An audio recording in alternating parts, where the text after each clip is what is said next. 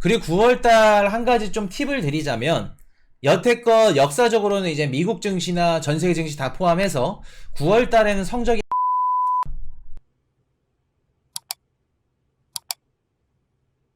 자, 연은 총재들 미국 금리 인상 필요 없다.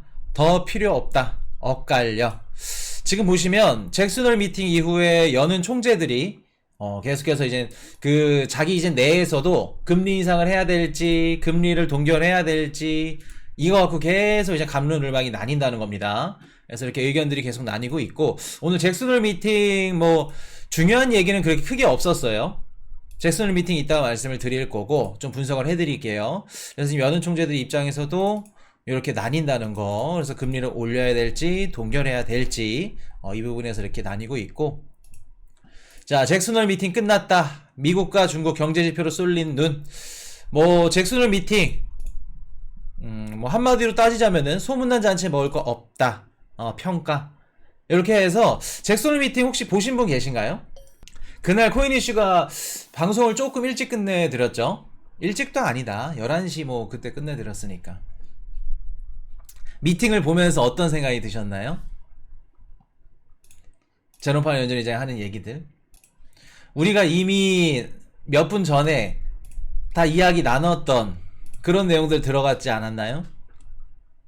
매파적인 얘기들도 그렇고, 금리 인상 계속 하겠다, 기조를 하겠다, 그런 것들도 그렇고, 그래도 지금 미국 집권당 애들한테 조금 더 잘 보이려면은 좋은 얘기들도 해줘야 되고, 그래서 시장을 조금 안정화 시켜주면서 비둘기도 아닌 매파도 아닌 그런 얘기들, 대신 자기가 하고 싶은 거는 해야겠다, 그 얘기를 쭉 끌고 가는 그런 내용들을 이제 나왔는데, 자, 시장이 결과부터 말씀을 드리면 큰 변동은 없었습니다.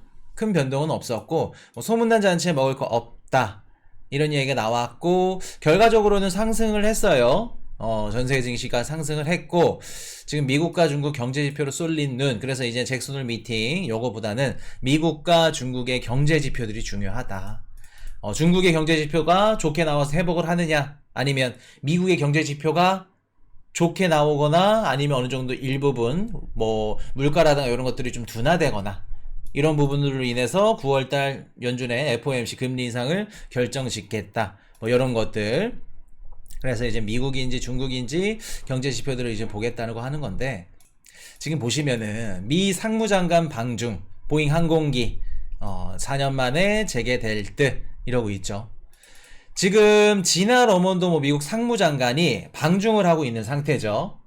그래서 중국을 가가지고 좀 미국과 중국이 지금 서로 사이가 안 좋으니까 이렇게 좀 되면 뭐랄까 표면적으로 이렇게 좀 우리 사이 뭐 그렇게 안 좋지 않다, 이런 부분들 계속해서 이렇게 보여주고 있고, 어떻게 보면 이런 모습들이 2018년도 트럼프가 재선을 못했던 중국에 대한 좀 차이나 베이싱이 너무 가했어. 그래서 이제 중부지방에 미국에 있는 이제 농민들의 그 표심을 사로잡지 못했기 때문에 이런 부분들도 의식을 하고, 바이든이 이제 좀 뭐라 그럴까, 내년 대선에 있어서 이렇게 좀 우리 이렇게 나쁜 사이 아니야, 수출도 수입도 이렇게 제대로 할 거야, 경제적으로 이렇게 좋게 해야지라는 움직임을 보여주고 있는 것 같은데, 여기에 속으면 안 되겠죠. 그래도 달러는 어떻게 가져간다? 자, 여기에 함정이 있는 겁니다. 지금 미국의 그 상무장관이 중국을 방중했어. 가서 뭐라고 했냐면은 뭐 보잉 항공기도 사고 서로 이렇게 수입이랑 수출이라든가 이런 것들 좀 완화하는, 뭐 기술적인 이런 규제들도 완화하는 그런 움직임을 보여줄 건데, 자, 그러면 보잉 항공기를 중국에게 이제 뭐 이렇게 수출을 해. 그럼 달러는 어떻게 해야 될까? 아마 많은 분들이 요거 기사 보고, 야, 이제 미국과 중국이 서로 화해하네? 중국의 경제 회복 속도가 빨라지겠네? 그럼 미국 증시라던가 이런 전 세계 수입 수출 시장이 좋아지고 내가 사는 주식이랑 코인도 좋아지겠네? 라고 생각들을 많이 하실 겁니다. 그렇게 분석들도 많이 하실 거고. 자, 보세요. 미국이 상무장관 방중에서 보잉 항공기를 판대. 그러면 미국 입장에선 달러를 강하게 가져가야 돼요? 아니면 달러를 약하게 가져가야 돼요? 항공기를 비싸게 팔려면 달러를 강하게 가져가야겠죠. 중국이 보잉항공기 살 때 뭘로 지불해요? 달러로 지불합니다. 달러로. 자, 위안화로 지불한다고 하더라도 달러 가격을 어떻게 돼요? 달러가 강세면 그만큼 비싸게 주고 사는 거죠. 그렇게 보시면 돼요. 중국의 경제 회복 속도가 올라오고 뭐 미국이 규제가 덜해진다? 그래서 증시가 상승한다? 그것보다는 보잉 항공기를 팔아먹겠네? 앞에서 이렇게 표면적으로 이렇게 좋게 사이좋게 지내겠네? 아, 달러 강세 지속하겠구나. 달러 강세 지속하겠구나. 그렇게 보시면 되겠습니다. 그래서 뭐 11월 금리 인상 가능성에 대해서 이렇게 열어놨는데, 자, 요거부터 일단 해드릴게요. 자, 뭐 수서양당 같은 미국의 대중정책, 징심정려 자세로 대응해야 미국 상무장관 방중 일정 시작, 상호 수출 규제 등 논의, 이런 식으로 지금 중국과 수출 규제를 논의하고 있고, 그래서 이렇게 보여지는 모습들이 표심을 얻기 위한 모습이라는 거, 이렇게 보시면 된다는 거. 자, 미국 잭슨홀 미팅 후에 11월 금리 인상 가능성 높아졌다. 왜? 지금 월가 채권 시장에서 바라보고 있는 모습이 뭐냐면, 잭슨홀 미팅 딱 끝나고 나서 채권 시장의 금리가 상승을 했습니다. 상승을 했어요. 제롬 파월 연준의장이 얘기했던 얘기들이 우리가 예상한 대로구나. 금리 인상 계속 갈 수도 있겠구나. 금리가 상승합니다. 그러다가 금리가 안정화에 접어들고 이제 증시가 올랐는데, 자, 많은 투자자들이 느꼈던 게 뭐냐면, 일단 9월달은 그래도 금리를 올리지 않지 않을까. 9월달은 한번 쉬고, 우리 6월달인가 7월달에 그거 배웠었죠. 퐁당퐁당. 한 달 쉬고 그 다음 달. 실제로 한 달 쉬고 그 다음 달 올렸죠. 퐁당퐁당. 그거를 한 번 더 볼 수 있을 것 같다. 라고 생각을 하는 겁니다. 그래서 지금 9월 달에 FOMC에서는 금리를 동결할 가능성이 높아 보이고, 거의 뭐 한 80%, 90% 넘었다 그래요. 자, 이거 한번 볼까? 패드워치 한번 보겠습니다. 자, 다음 달에 있을 FOMC인데 지금 80.5죠. 동결을 80, 인상을 19.5. 그래도 인상도 많네요. 20% 가까이. 많이 올라왔죠. 시장 투자자들은 이렇게 생각을 하고 있고, 대신 11월 달에 한 차례 또 올리지 않을까. 11월 달에. 그래서 요거 금리 인상 가능성이 46%까지 상승을 했다고 합니다. 거의 50%에 육박한 투자자들이 11월 달에 올리지 않을까? 제롬 파월 연준의장 하는 거 꼬라지 봐서는. 그렇게 지금 보고 있다는 거. 자, 중국 부동산 내관 헝다 17개월 만에 거래 재개. 주가 87% 폭락. 자, 우리 코인 이슈랑 같이 배웠던 중국의 부동산 디폴트. 어떤 분들은 뭐 제2의 리먼 사태다. 중국판 리먼 사태다. 이거 진짜 대폭락 할 거다. 뭐 그레이트 리셋 될 거다. 라는 말씀들을 많이 하셨죠. 근데 코인 이슈 어떻게 말씀드렸죠? 중국의 부동산 실제 현지인한테 다 필드에 계신 분들이랑 다 전화 통화하고, 어떨 거다? 중국 부동산은 망할 거다, 망하지 않을 거다? 중국 내 부동산 그룹들은 망하지 않을 거다, 괜찮을 거다. 자, 중국의 부동산 내관 헝다 17개월 만에 거래를 재개했다고 합니다. 파산하고 이거 계속해서 파산 신청 밟으면은 거래 재개가 안 되지. 김도현님, 달러 표시 부채만 위험할 거다. 그렇죠. 대신 헝다그룹이 어디에서 파산 신청했죠? 뉴욕 법원에서는 파산 신청을 했습니다. 왜? JP모건이나 모건스탠리 같은 이런 애들한테 달러화 표시 부채를 갚아야 돼. 근데 달러는 우리 못 줘요. 대신 중국 내에 상장되어 있는 헝다그룹 위안화 부채는 어떻게 승리하지 막아줄 수 있어. 그리고 지금 만약에 우리가 알고 있는 뭐 중주그룹이 됐던 부동산 얘네들이 다 무너진다? 중국 내 시장에서도 시진핑 정부 끝납니다. 흔들려요. 얘네들 무조건 뭐 교환사채든 아니면 지네가 뭐 LGFV를 통해서 부채를 뭐 땡겨가지고 말 같지도 않은 부채로 만들어서든 위안화로 된 부채는 무조건 막을 거다. 무조건. 거래 재개 보이시죠? 실제로 거래 재개 들어가는 겁니다. 무조건 막는 겁니다. 중국의 뭐 부동산 이슈들도 마찬가지고, 우리 신탁사 이런 애들도 무너지면 지금 끝납니다. 시진핑 정부는. 진짜 끝날 수 있기 때문에 무조건 앞뒤 가리지 않고 막을 수 있다. 다시 거래가 재개가 되는 모습. 그리고 우리가 걱정했던 뭐 컨트리 가든 이런 애들도 현금으로 가용할 수 있는 자금들이 많아. 이거 멤버십 방송에서 조금 했던 건데 살짝만 해드릴게요. 지금 비구이 위안이 갖고 있는 이제 부동산, 중국 내 부동산 그 금액 액수만 거의 한 250조 원이 넘는다고 합니다. 근데 갚아야 되는 부채가 올해까지 2조 원이 넘어요. 그럼 갚을 수 있는 여력이 있다 없다 지금? 비구이 위안, 컨트리 가든, 벽개원 얘네 갚을 수 있는 여력이 있다. 그러면 왜 디폴트 나고 부채 안 갚는다고 저렇게 찡찡대나요? 코인이슈님. 자, 지금 중국에 있는 부동산 가격이 빠졌어. 내가 10억짜리 아파트를 10채 갖고 있어. 근데 이게 가격이 5억으로 빠졌네? 그럼 100억이 50억밖에 안 돼. 근데 여기다 부채를 갚으래. 그럼 내가 옛날 같았으면 10억짜리 아파트 몇 개만 넣으면 갚을 수 있는데 지금은 반값이 된 부채를 팔아서 그걸로 갚아야 돼. 얼마나 아까워. 헝다그룹 입장에서 얼마나 아까워. 그러니까 우리 못 갚겠습니다. 디폴트 어떻게 해주겠지. 정부가 해주겠지. 공안에 끌려가서 이제 두드려 맞고 뒤지게 맞고 갚으면서 이제 구조조정하는 겁니다. 그런 식으로 그렇게 된다는 거 지금. 그래서 중국의 부동산 그룹이나 이런 것들이 뭐 전 세계 경기 침체로 이어진다? 잘못된 분석입니다. 잘못된 분석이에요. 위험한 건 맞으나 지금 당장 터질 문제는 아니다. 이거는 나중에 계속 차곡차곡 쌓여서 언젠간 한번 터질 겁니다. 그렇게 보시면 된다는 거. 자, 일본은행 총재. 일본 물가 목표보다 낮다. 완화적인 통화정책 유지.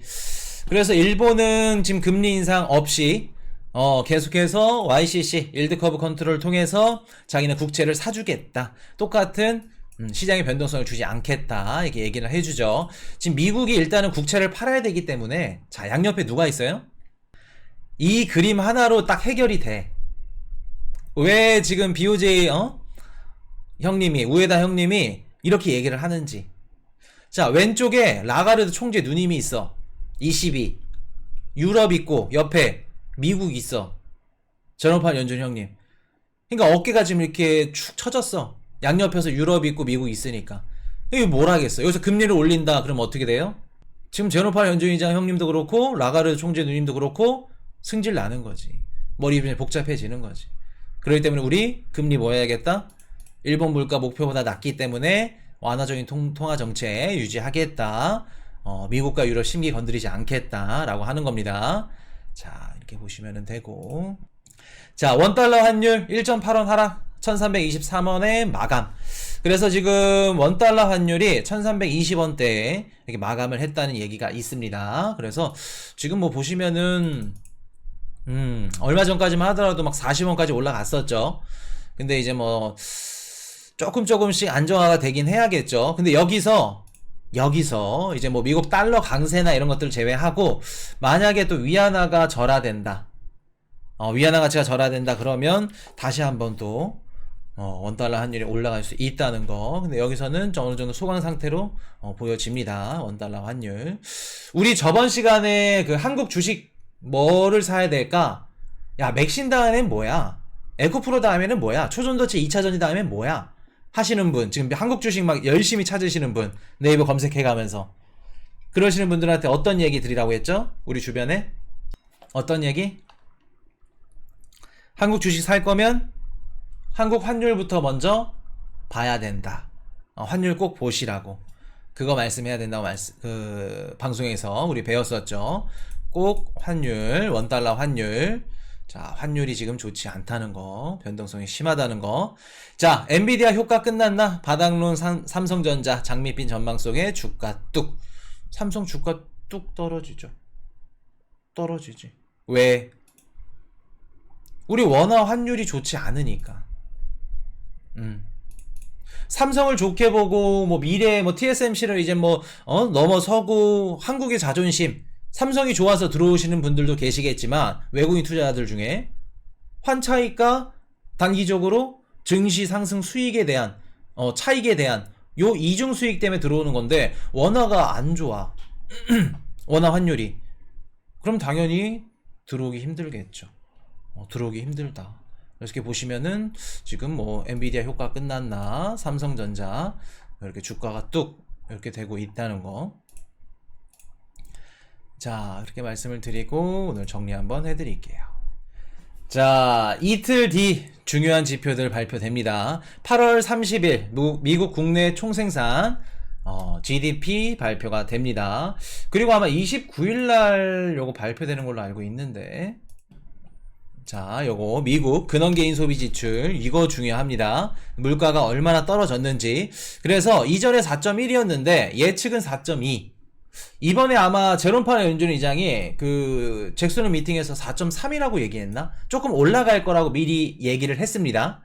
그러니까 이게 참 웃긴 게 뭐냐면 연준 얘네들이 아는 거야, 미리.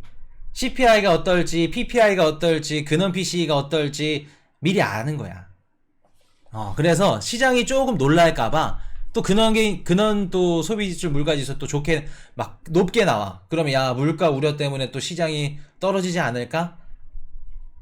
우려스러운 마음에 저번 달보다 조금 높게 나올 겁니다. 쓱 흘리죠. 그런 멘트들이, 그러니까 누가 다 부탁을 했냐면 딱 보여. 제니 옐런 누님. 미국 재무부나 이제 미국 정부에서 야, 이거 PCE 높게 나오면 시장 흔들리겠네. 31일 그러면 하락 각이겠네요. 또 그렇진 않죠. 왜? 이미 시장은 4.3 이상 높게 나올 걸 알고 있어. 제롬 파월 연준 의장이 얘기를 했기 때문에. 미리 매를 맞게 한 겁니다. 제롬 파월 연준 의장이. 그래서 이렇게 립 서비스를 해줬다는 거. 그래서 코인 이슈도 개인적으로 뭐 8월 말부터 나오는 이제 물가 지표들은 높게 나올 걸로 생각이 들어요. 9월 달에 발표될 미국 8월 달 CPI도 아마 높게 나올 겁니다. 저번 달에 휘발유라던가 원유 가격이 좀 상승한 게 반영이 잘 많이 안 됐기 때문에 이번에 좀 반영이 될 거고, 아마 전월 대비해서도 많이 오를 것 같아요. 그렇게 보시면은 된다는 거. 8월 30일 날 유로존 소비자 물가지수 CPI 발표되고, 신규 실업상 청구 건수까지 미국 이렇게 발표되고, 9월 1일 비농업 고용지수, 9월 9일 중국 PPI, 9월 13일 미국 CPI 요거 중요하겠죠. 그래서 아마도 이전이 3.2였는데 3.3 아니면 3.4 정도, 그 정도 나오지 않을까. 요거는 좀 근처 가서 다시 한번 말씀을 드릴게요. 그리고 9월 14일 유로존 금리 결정 발표되고, 14일날 생산자 물가지수 PPI, 그리고 14일 소매 판매까지 발표되면은 일주일 뒤 9월 21일 연준 금리 결정 있습니다. 그래서 뭐 아직까지는 동결이지 않을까. 근데 이제 이거 직전에 발표되는 뭐 CPI가 높게 나왔다, 막 예상을 뚫고 막 3.6, 3.7 나왔다. 그러면 25bp 충분히 9월 달에도 가능하겠죠. 그리고 지금은 9월이 됐든 11월이 됐든 언제든지 25bp 인상을 할 수 있는, 뭐라 그럴까, 미국의 지금 경제 체력이 충분히 받쳐준다. 코인이슈가 저번 시간에 미국의 회사채 P라던가 회사채 지금 판매량이, 채권 그 판매되는 속도가 뒤집어진다고 말씀을 드렸었죠. 회사채가 잘 나간다는 거는 미국의 경제, 뭐라 할까, 경제가 진짜 우리가 그냥 책으로 읽고 뭐 기사로 읽고 이런 것들보다 더 핫하고 뜨겁다. 활발하고 진짜 폭발적이다. 여태껏 우리가 지금 봐왔던 거와 다르게. 그렇게 보시면 됩니다. 그렇기 때문에 미국은 지금 25bp 금리 인상 9월 달에도 충분히 가능하다. 9월 달에도. 이게 여기서 올리면은 막 은행들 무너질 것 같고, 미국도 상업용 부동산만 없어질 것 같고 걱정이 됐는데, 미국이 지금 걱정할 때가 아니야. 엄청 좋더라고요. 경제 지표가 진짜 좋다는 거. 자, 그래서 이번 잭슨 미팅은 어떻게 보면은 매들기였지. 매파도 있었고 비둘기도 있었고, 매들기였다. 그렇게 보시면 될 것 같고, 그리고 뭐, 자, 지금 뭐 11월 달에 금리 인상 할 확률, 올릴 확률이 57%. 그래서 시장 투자자들은 아마도 11월 달에 올리지 않을까 라는 생각을 하고 있고, 9월 달에는 금리 동결로 생각을 합니다. 그리고 9월 달 한 가지 좀 팁을 드리자면, 여태껏 역사적으로는 이제 미국 증시나 전 세계 증시 다 포함해서 9월 달에는 성적이 안 좋았어요. 9월 달에는. 이게 무조건 안 좋았다 그래서 9월 달에 뭐 빠진다 이런 얘기는 아니지만, 9월 달에 역사적으로 좀 안 좋았고, 그리고 비트코인도 좋지 않았습니다. 9월 달에는. 살짝 또 조정이 오는 그런 계절이었기 때문에 계절성을 따진다면은 대체적으로 시장이 지금 하락하는 경우의 수를 더 많이 지금 보고 있는 상태라는 거. 그리고 이번 주 중요한 지표 말씀을 드리면 31일 PC, 그리고 그 다음으로 이어지는 9월 13일 날 발표되는 8월 CPI. 그래서 지금 이제부터 발표된 물가는 전월 대비 반등할 가능성이 굉장히 높다. 높다. 이렇게 보시면 됩니다. 그렇게 되면 우리가 골디락스, 뭐 경기 침체, 노랜딩 이런 얘기들은 또 쑥 들어가겠죠. 그렇게 보시면 될 것 같고, 아마도 이제 하반기로 가면 갈수록 소비는 또 소비가 닫혀지는 게, 지갑을 닫고 이제 소비가 좀 주는 게 변수이긴 한데, 물가는 살짝 올라갈 거야 또. 그렇기 때문에 연준의 금리 인상 압박을 계속해서 받을 수밖에 없을 겁니다. 이번 연도 하반기부터.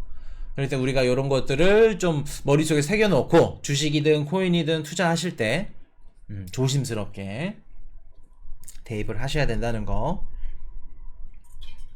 우리 아까도 말씀드렸듯이 지금 미국의 경제 상황은 너무나도 좋다. 우리가 생각한 거 이상으로. 그렇게 보시면 되겠습니다. Hey, I got a confession. Been losing all momentum. Just because it's